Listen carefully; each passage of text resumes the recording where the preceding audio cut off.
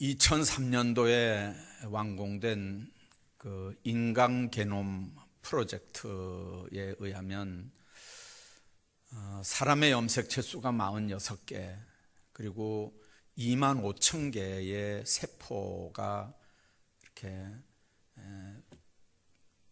나선형 같이 이렇게 된 그런 그림으로, 이렇게 4차원의 그림으로 이렇게 사람들에게 다 읽혀졌습니다. 그 게놈 지도에는 윗대로부터 내려오는 여러 가지 질병뿐만 아니고 심지어는 이제 심리적인 특별한 DNA까지도 다 복제가 돼서 자녀들에게 이렇게 물려지는 놀라운 사실들을 이제 알게 됐습니다.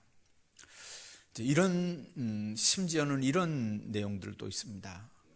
윗대가 알코올 중독이었는데 그 알코올 중독의 DNA가 아랫대로 유전이 되는 거예요.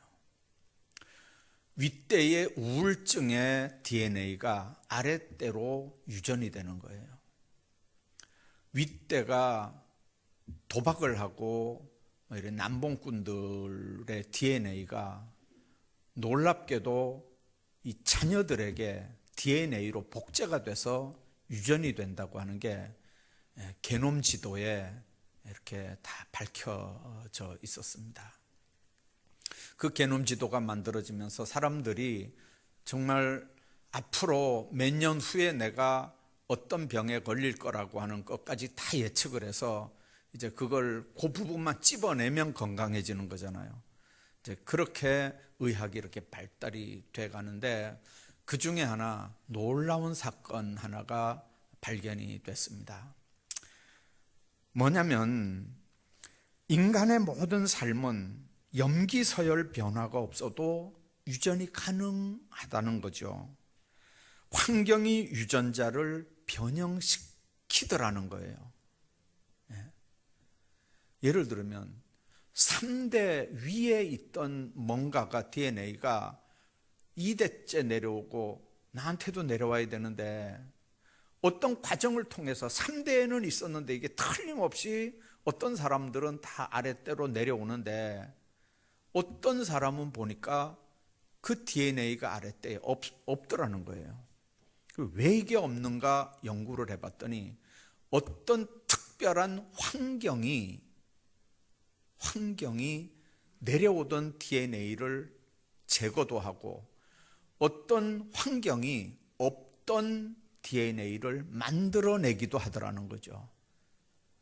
그걸 집중적으로 연구하는 게 후성 유전학이라는 공부입니다.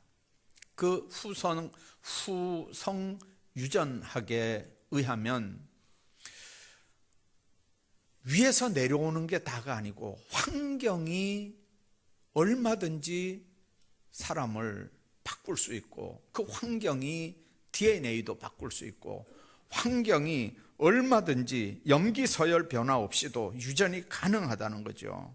유전자를 심지어는 변형까지도 할 수 있다고 하는 게 그 후성 유전학에서 이야기를 하는 겁니다. 더 연구를 해보니까 그냥 질병, 무슨 우울증, 뭐 알코올 중독 이런 것만 내려오는 게 아니고 정신적인 외상은 물론 믿음, 영성, 감성, 신념, 인간의 모든 문제까지도 영향을 미쳐서 우리 생각과 선택의 여하에 따라서 두뇌와 몸, 정신건강과 영적 상태, 인간관계 하는 것까지도 영향을 미치더라는 거죠. 여러분들, 환경이 유전자를 변형시킨다는 이론, 이 이론에 의하면요, 우리가 어떤 유전인자를 가지고 있어서 아무리 어렵고 힘들더라도 예수 믿는 순간, 예수님을 내가 영접하고 나를 위해서 그 예수님이 십자가 보혈로 골고다에서 죽으셨다고 하는 그 사실을 믿음으로 받아들이는 그 순간 내 더러워졌던 DNA는 그 환경, 믿음이라고 하는 환경 때문에 변형이 돼서 놀라운 역사, 저주의 사슬이 끊어지고 축복의 계보가 새로 만들어지는 놀라운 유전자 변형까지도 일어난다는 게 후성 유전학이 얘기하는 강조점들입니다.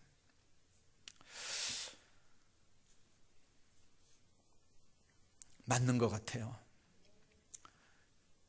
한 번은 제가, 여러분들 오해는 하지 마시기 바랍니다.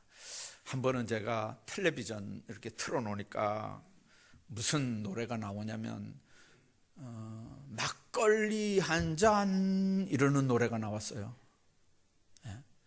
근데 들을 때는 그냥 들었는데 나중에 보니까 자꾸 이게 머리에서 막걸리 한 잔 이런 생각이 자꾸 나요. 근데 제가 이제 어릴 때 그런 일이 사실 있었어요.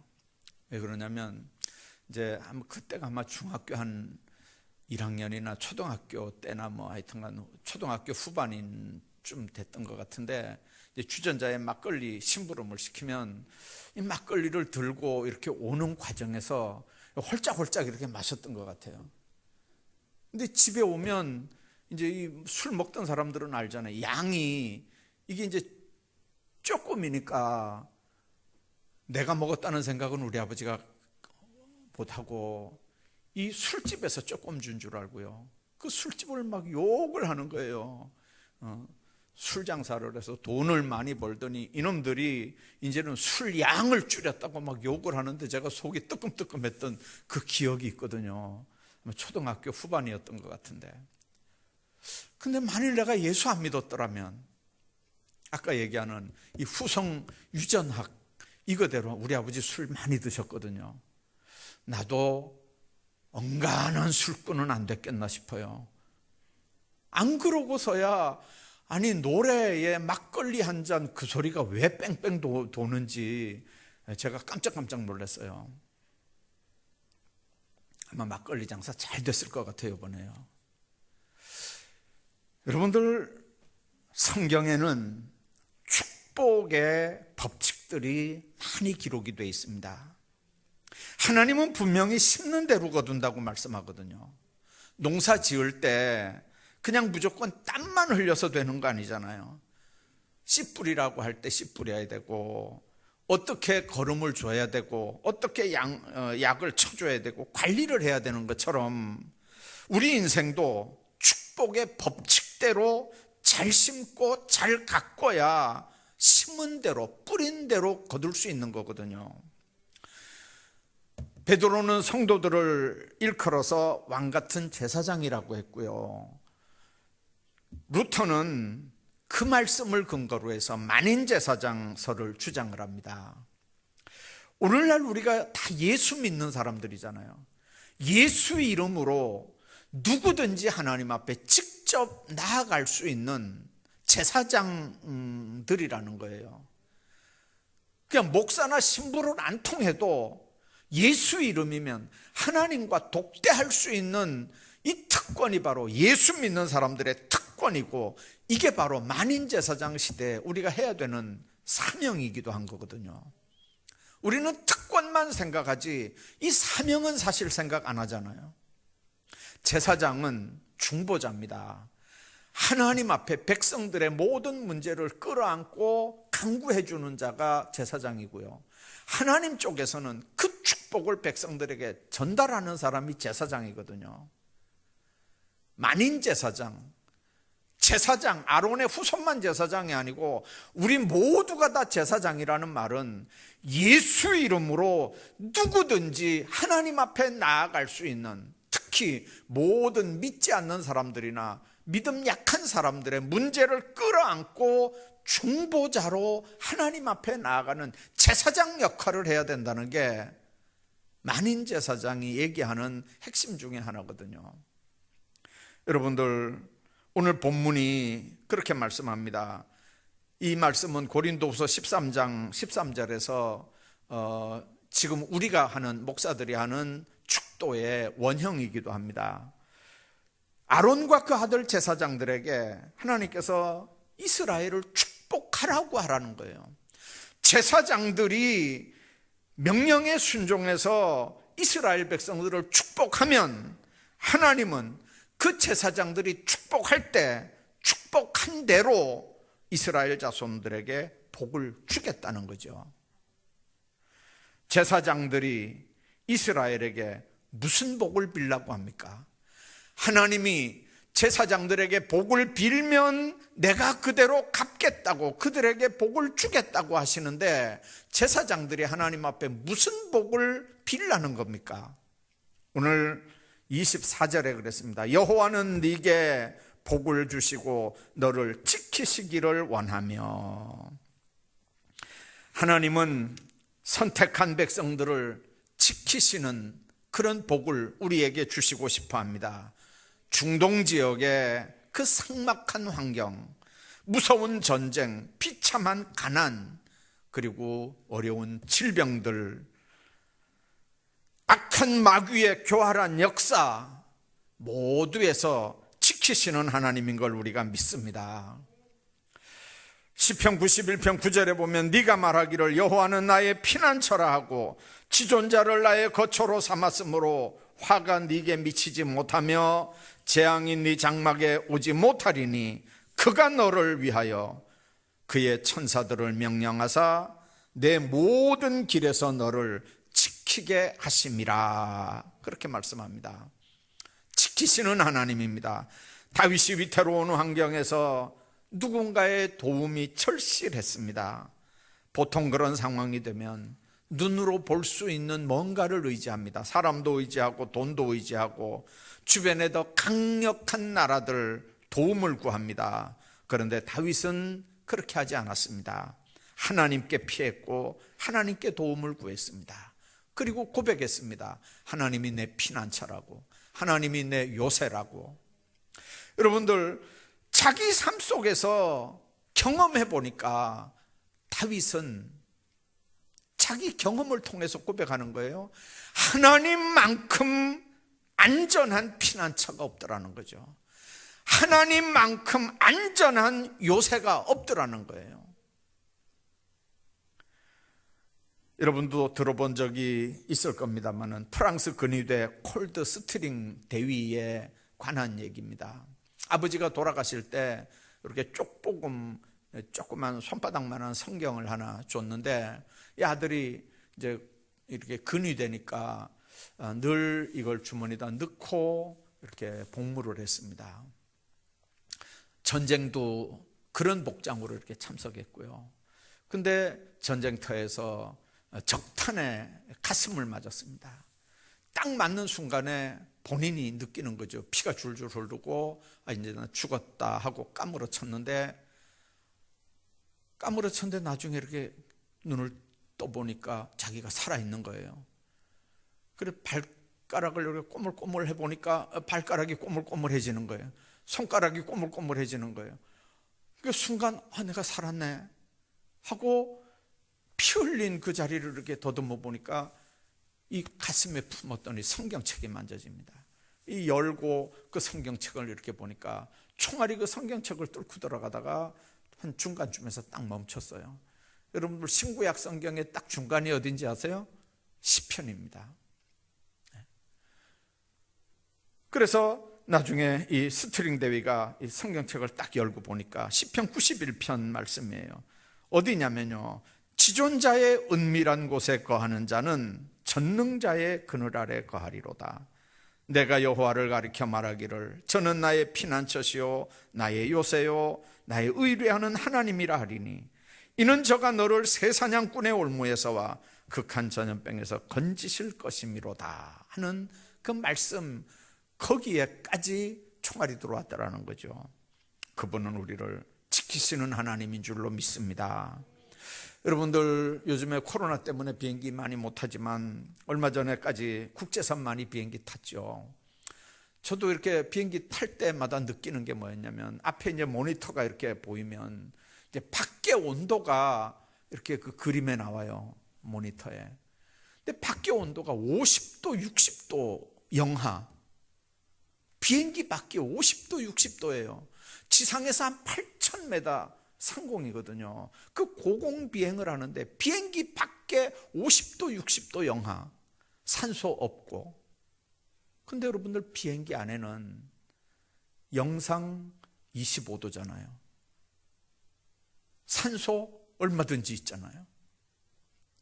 비행기 밖과 비행기 안의 차이거든요. 여러분들, 우리가 인생 항로 언제든지 겨울을 맞을 수 있습니다. 그러나 비행기 안에 있으면 아무 일도 없는 것처럼 예수 안에 있는 사람들은 아무 걱정이 없습니다. 나이를 먹어도 죽음이 다가와도 걱정할 필요가 없습니다. 왜 그렇습니까?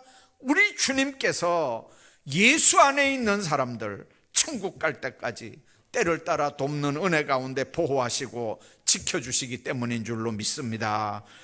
주님의 지키심이, 주님의 보호하심이 여러분들 모두에게 있기를 주의 이름으로 축복합니다. 뿐만 아니라 25절을 한번 보십시오.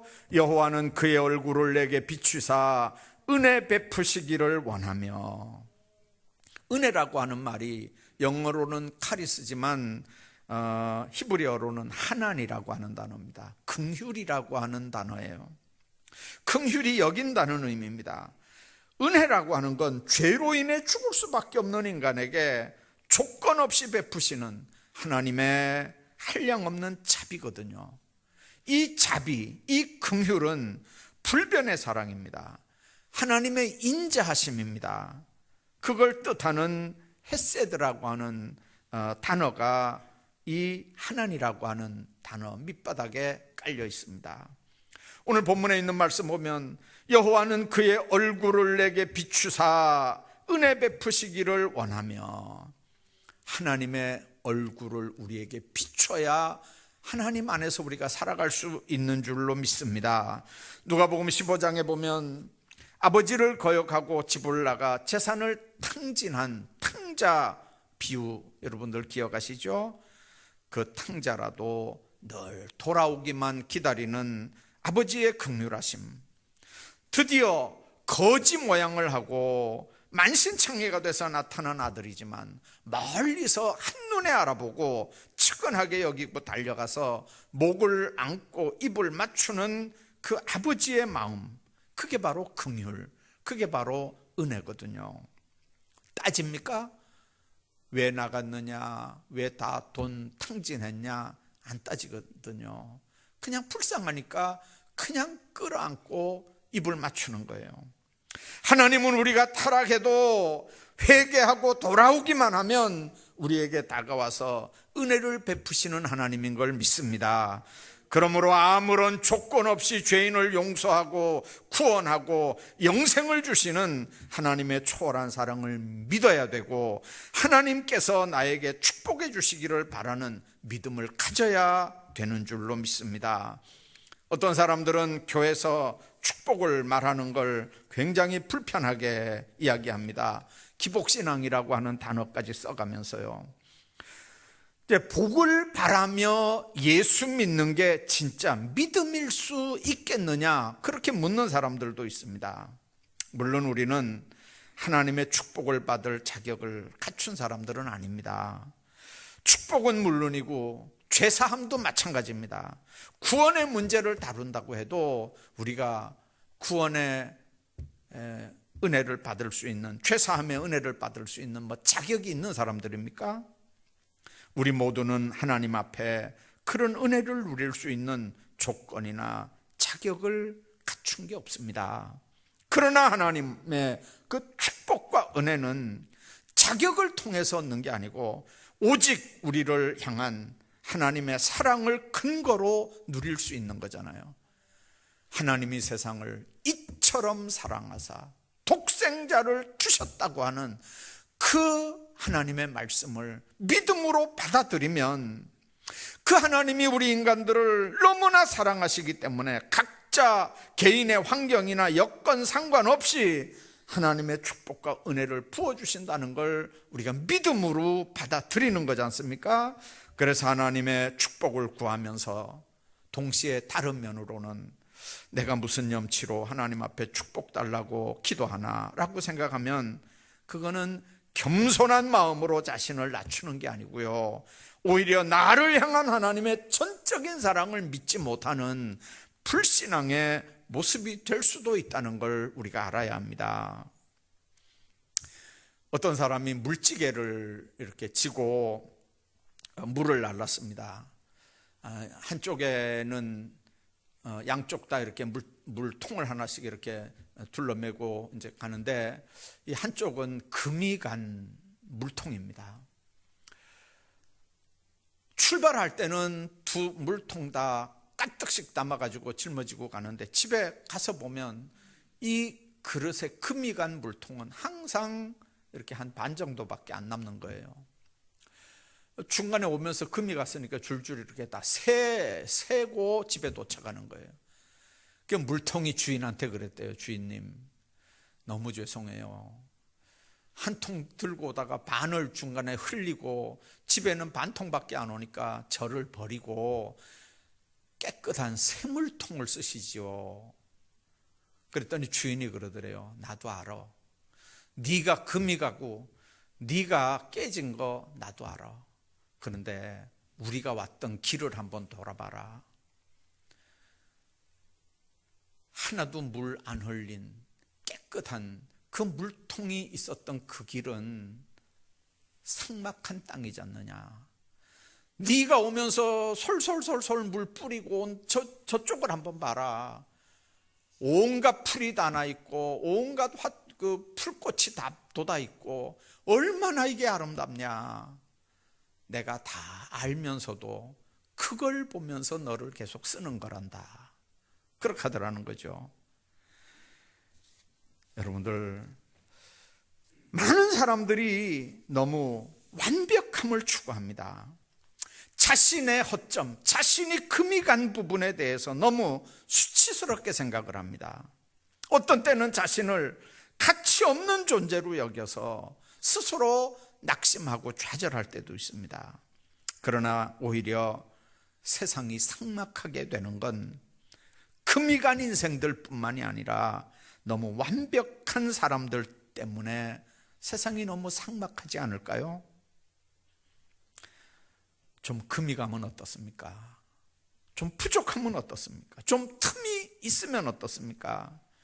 세상을 삭막하게 만드는 똑똑한 사람들이 너무 많은 그런 세상 가운데서도 나의 나 된 건 하나님의 은혜인 줄 알고 늘 하나님 안에서 그 은혜 감사하는 삶들 사시기를 주의 이름으로 축복합니다.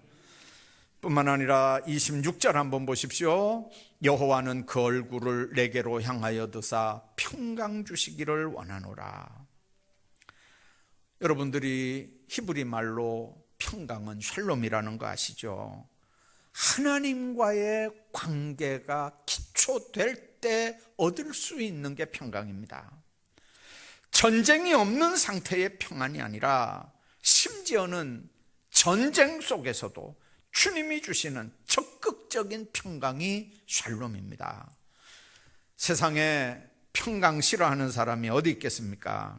우리 주님도 너희에게 평안을 끼치노니 곧 너희 평안을, 나의 평안을 너희에게 주노라. 내가 너희에게 주는 것은 세상이 주는 것 같이 아니하니라. 너희는 마음에 근심도 하지 말고 두려워하지도 말라고 요한복음 14장이 말씀합니다. 하나님이 주시는 평강은 세상의 평안과 다릅니다. 세상적이고 인간적인 평안은 곧 무너져 버리고 마는 겁니다. 하나님이 우리에게 하신 말씀은 두려워하지 말아라, 놀라지 말아라, 겁내지 말아라, 걱정하지 말아라, 무서워하지 말아라, 근심하지 말아라, 염려하지 말아라. 내가 너와 함께한다. 내가 너를 붙들어준다. 내가 너를 지켜준다. 내가 너를 보호한다. 내가 너를 인도한다. 눈동자처럼 내가 너를 지키겠다. 그렇게 약속하시지 않습니까? 그런 약속을 보장하신 주님 안에서 누리는 평안만이 진정한 평안인 줄로 믿습니다. 오늘 주님 우리에게 이렇게 말씀합니다. 여호와는 그 얼굴을 내게로 향하여 두사 평강 주시기를 원하노라. 그분이 우리를 향하여 얼굴을 드셔야 평강을 누릴 수 있다는 얘기입니다. 만일 그분이 우리를 외면한다면 우리는 세상의 모든 것들을 쌓아두고 누린다 할지라도 평강과는 상관없는 비참한 인생이 되는 겁니다. 요즘에 사람들이 다 어렵다고 합니다. 코로나 때문에 어렵다고 하고 경제적인 문제, 정치적인 문제, 사회적인 전반 문제가 다 힘들다고 합니다. 사업하는 사람만 그런 게 아니고요, 직장 생활하는 사람들, 청년들도 모두 힘겨워합니다. 여러분들, 인생 자체가 어떤 면에서는 인간의 능력으로 감당하기 어려운 거잖아요. 그런데 설교 시작하면서 그랬죠. 환경이 유전자를 변형시킨다고 하지 않습니까? 이스라엘은 환란과 죽음의 사막에서 물이 솟아서 생명의 샘이 되기를 사모하면서 사막이라고 하는 뜻의 시온의 노래를 부르는 거거든요. 사막과 같이 황량한 세상에서 생명의 활력을 이렇게 넘치는 사람들로 바꾸는 그런 역할들, 그걸 누가 해야 되겠습니까? 오늘 본문 그렇게 말씀합니다. 제사장들이 기도하는 대로 응답하시는 하나님이거든요. 내가 그들에게 복을 주리라고 하신 하나님께만 그분의 축복의 열쇠가 있는 걸 우리가 알아야 됩니다. 축복은 인간들이 만들어내는 게 아니거든요. 축복은 인간들의 수고, 땀 흘림만 있는 게 아니거든요. 축복은 제사장들이 축복할 때 하나님께서 축복한 대로 응하게 하는 거거든요. 여러분들, 제사장만 제사장인가요? 우리 모두가 다 제사장인 세상에 주님이 우리에게 요구하는 게 뭘까요?